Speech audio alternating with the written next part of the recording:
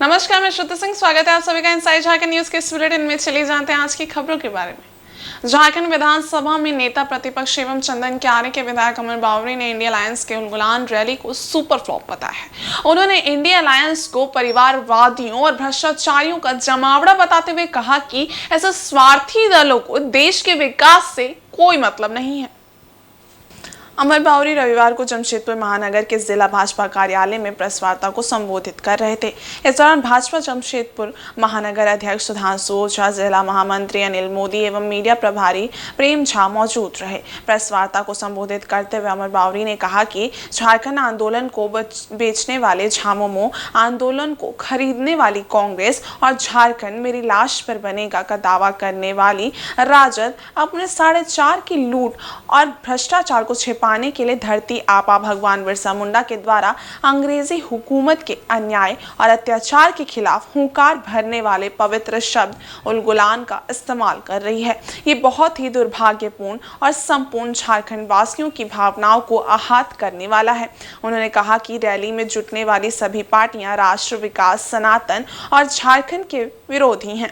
उन्होंने कहा कि कांग्रेस और इंडी गठबंधन के लोग राम मंदिर का अपमान करते हैं, समाजवादी पार्टी कार सेवकों पर गोलियां चलवाती है और गर्व से इसे कहकर सनातन का मजाक उड़ाती है। डीएमके के उदयनिधि स्टालिन सनातन धर्म की तुलना डेंगू और मलेरिया से करते हैं और इसे जड़ से खत्म करने की बात कहते हैं। इंडी गठबंधन के ऐसे दल ने तो सनातन को मिटाने की कसम खा रखी है। कहा कि 4 जून को जनता इन्हें बताएंगे कि सनातन मिटता है या ये लोग रहते हैं। झारखंड की इस पवित्र भूमि पर आज एक रैली कर रहा है और रैली में कौन आ रहे हैं? रैली में झारखंड को बेचने वाला कांग्रेस,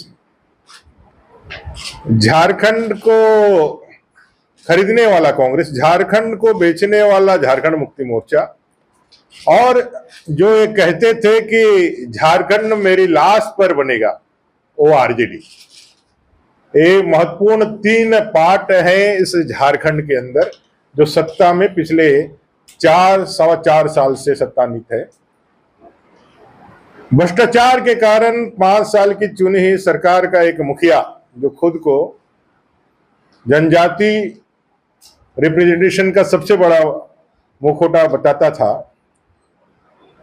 श्रीमान हेमंत सोरेन जी अभी भ्रष्टाचार के संगीन आरोपों में जेल के अंदर है। झारखंड मुक्ति मोर्चा के कार्यकारी अध्यक्ष हैं। अपने अरविंद केजरीवाल जी कट्टर ईमानदार, दिल्ली के राजनीति से शुरुआत करके पूरे देश में राजनीति को बदलने वाले और जिनके बारे में कई एक मीम्स चलते हैं कि भाई उन्होंने 2014 के पहले क्या कहा और अभी क्या कह रहे हैं।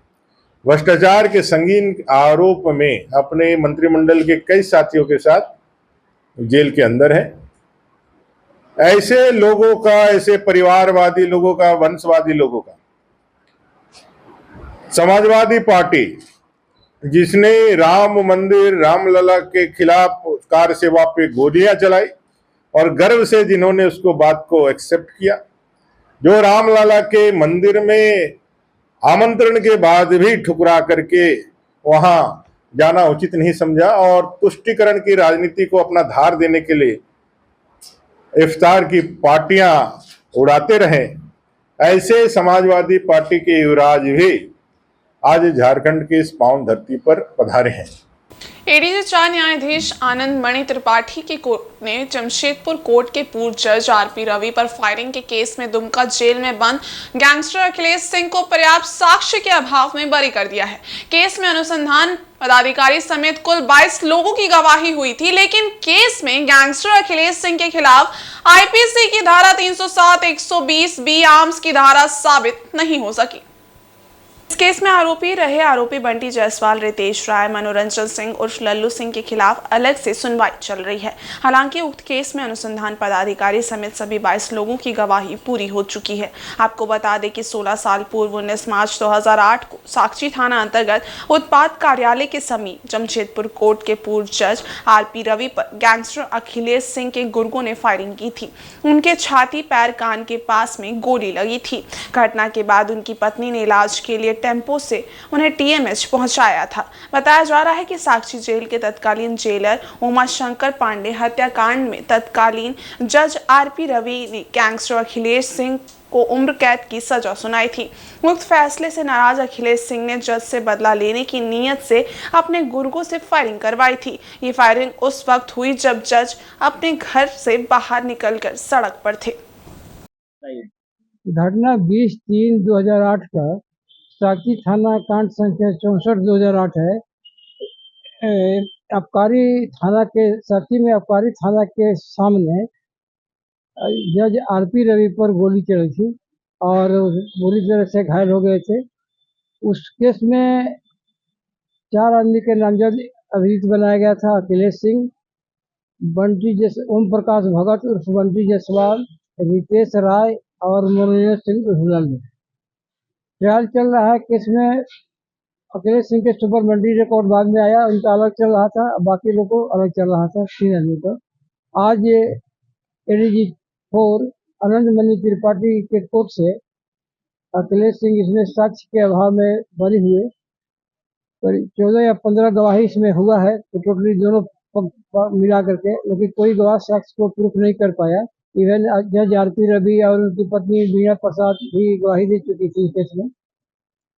आज सच के अभाव में एडीजी 4 के कोर्ट से बरी हुए।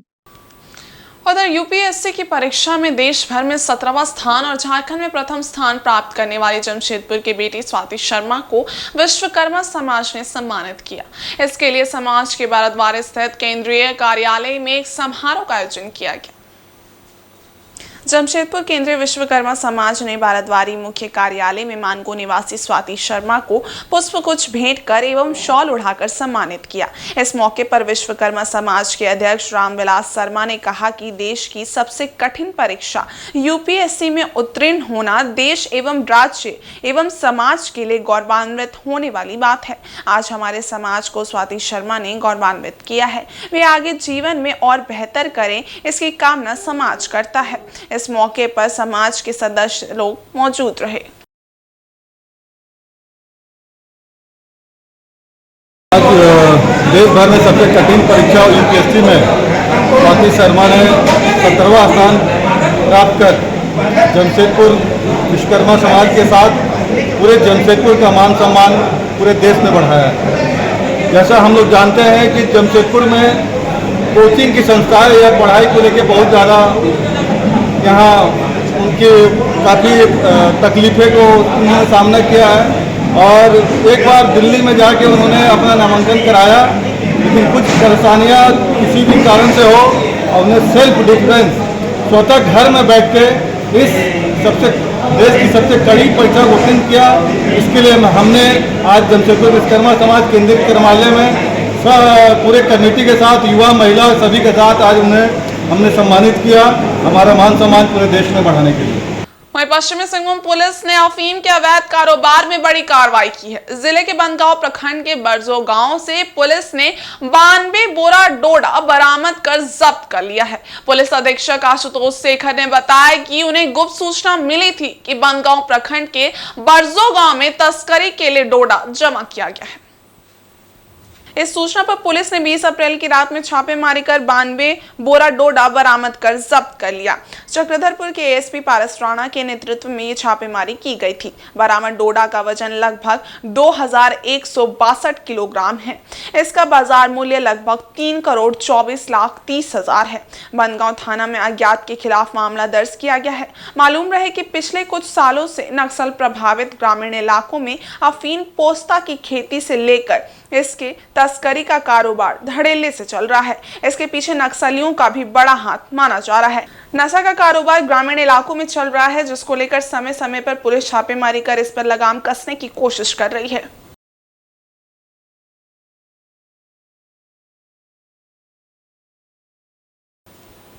और मुख्य निर्वाचन पदाधिकारी ने एक संवाददाता सम्मेलन आयोजित कर बताया कि 16 आवश्यक सेवाओं में कार्यरत लोगों को इस बार पोस्टल बैलेट की सुविधा दी जा रही है। झारखंड में पहली बार मीडिया कर्मी भी इस सुविधा का लाभ ले सकेंगे। उन्होंने बताया कि रविवार को अवकाश का दिन होने के कारण कोई भी नामांकन नहीं लिया गया। पोस्टल बैलेट के माध्यम से मतदान करने की सुविधा दी जा रही है, जिसके लिए चुनाव आयोग की ओर से तैयारी की जा रही है। जो भी पोस्टल बैलेट के माध्यम से मतदान करने के इच्छुक हो वो अविलंब अपना फॉर्म 20 जमा कर दे। आज रविवार का अवकाश का कारण किसी पार्लियामेंट्री कॉन्स्टिट्यूंसी में कोई भी नामांकन नहीं ली गई।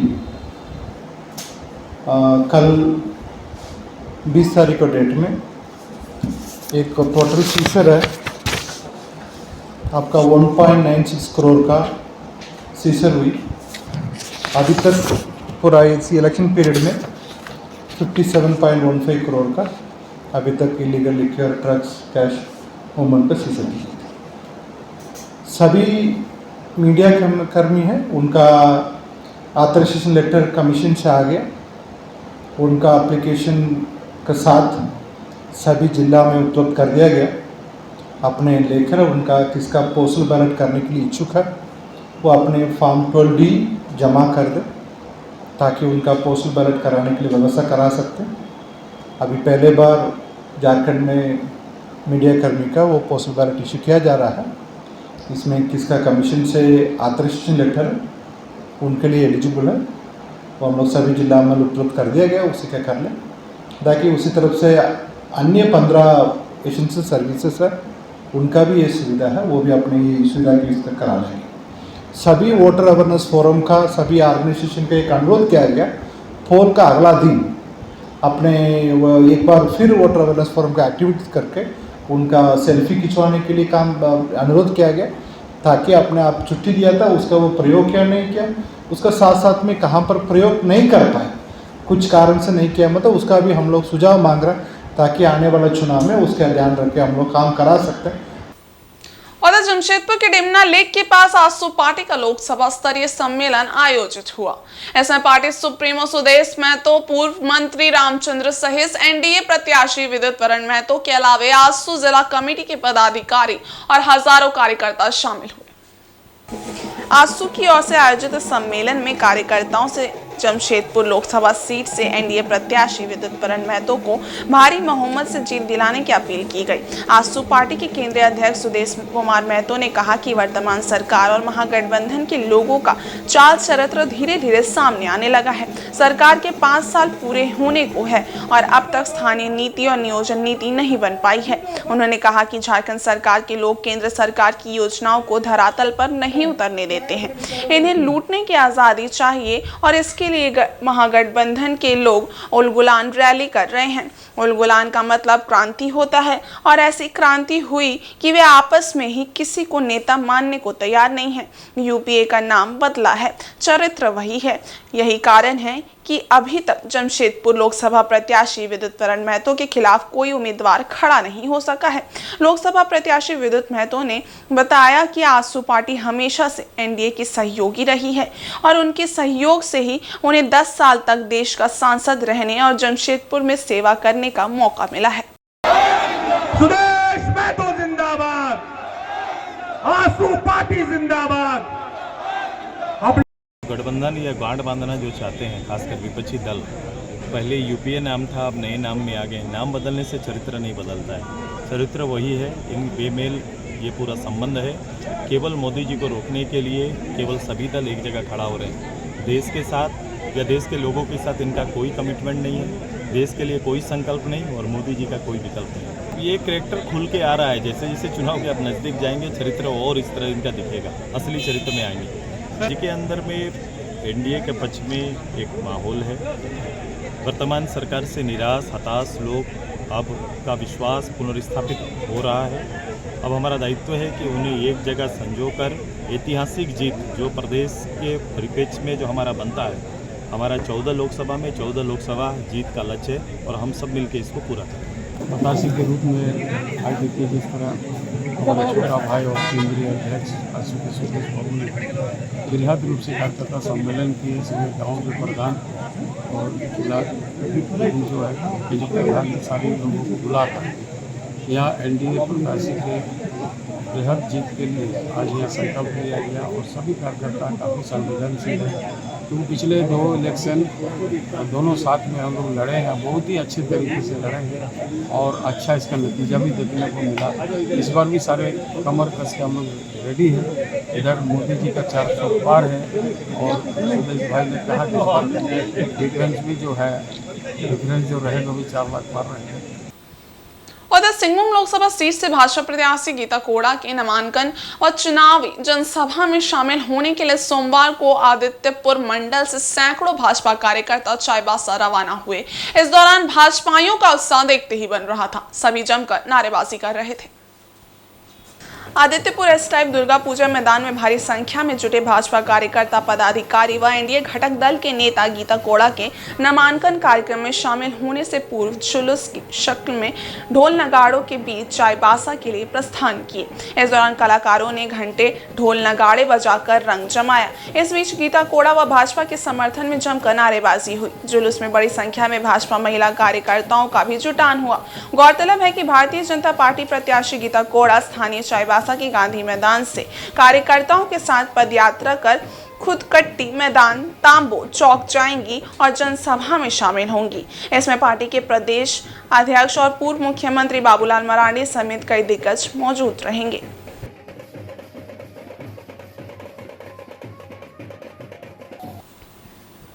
वहीं पूर्वी सिंहभूम जिले के मुसाबने से सुरदा ग्राम में चड़क पूजा के शुभ अवसर पर छाव नृत्य का आयोजन किया गया। इसे देखने के लिए काफी संख्या में ग्रामीणों की भीड़ उमड़ी। कलाकारों ने एक से बढ़कर एक प्रस्तुति देकर उपस्थित लोगों को मंत्रमुग्ध कर दिया। मुसाबने से सुरदा ग्राम में शिव पूजा और चड़क पूजा के शुभ अवसर पर रविवार शाम को शिव मंदिर पूजा कमेटी द्वारा छऊ नृत्य का आयोजन किया गया। छऊ अखाड़ा का उद्घाटन भाजपा नेत्री डॉक्टर सुनीता देवदूत सोरेन और मुखिया पोरमा बांद्रा ने संयुक्त रूप से किया। इस मौके पर 2 छऊ नृत्य मंडलियां की ओर से नृत्य प्रस्तुत किया गया। गांव में बहुत दिनों के बाद छऊ नृत्य का आयोजन होने से ग्रामीण काफी खुश दिखाई दिए। इसे देखने के लिए दूर दराज गाँव से काफी संख्या में ग्रामीण पहुंचे। कार्यक्रम को सफल बनाने में अध्यक्ष किशोर पातर, सत्यनारायण पातर, सिद्धार्थ, आकाश पातर और अन्य की अहम भूमिका रही।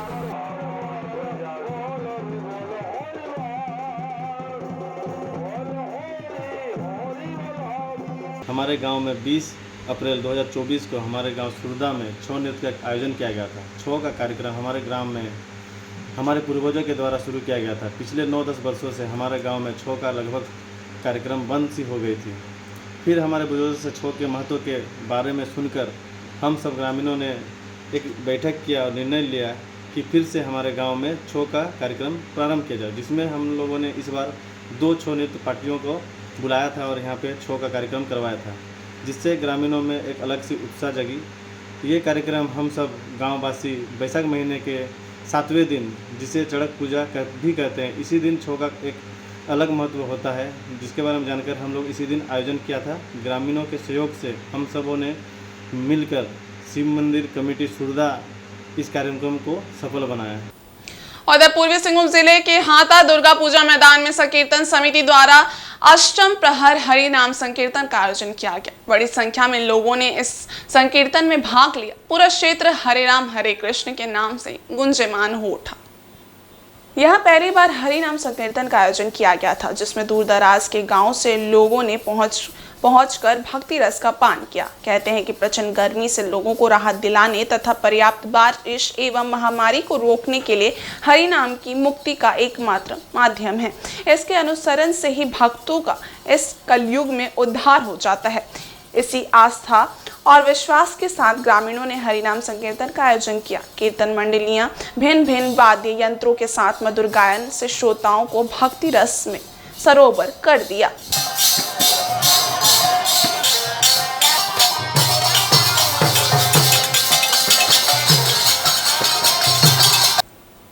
उधर पूर्वी सिंहभूम जिले के मुसाबने से संकट मोचन हनुमान दरबार में मंगलवार को हनुमान जयंती धूमधाम से मनाई जाएगी। इस अवसर पर मंदिर में विशेष पूजा पाठ का आयोजन होगा। इसकी जानकारी मंदिर कमेटी के सदस्यों ने एक प्रेस वार्ता आयोजित कर दी। मुसाबिनी रांगामाटी तालाब से संकट मोचन हनुमान दरबार में मंगलवार को इस वर्ष भी हनुमान जन्मोत्सव का कार्यक्रम धूमधाम से मनाया जाएगा। कार्यक्रम को सफल बनाने के लिए मंदिर कमेटी के पदाधिकारी से समाज सेवी रविकांत चौधरी ने हनुमान भक्तों को ज्यादा से ज्यादा संख्या में उपस्थित होने की अपील की। मंगलवार को मंदिर प्रांगण में दिन में पूजन, संध्या को आरती एवं वंदन तथा रात्रि 8 बजे से प्रसाद भोग वितरण का कार्यक्रम रखा गया है। और इस बुलेटिन में बस इतना ही। ब्रेक के उस बारे कुछ और खास खबरें, तब तक के लिए देखते रहिए इनसाइड झारखंड न्यूज। धन्यवाद।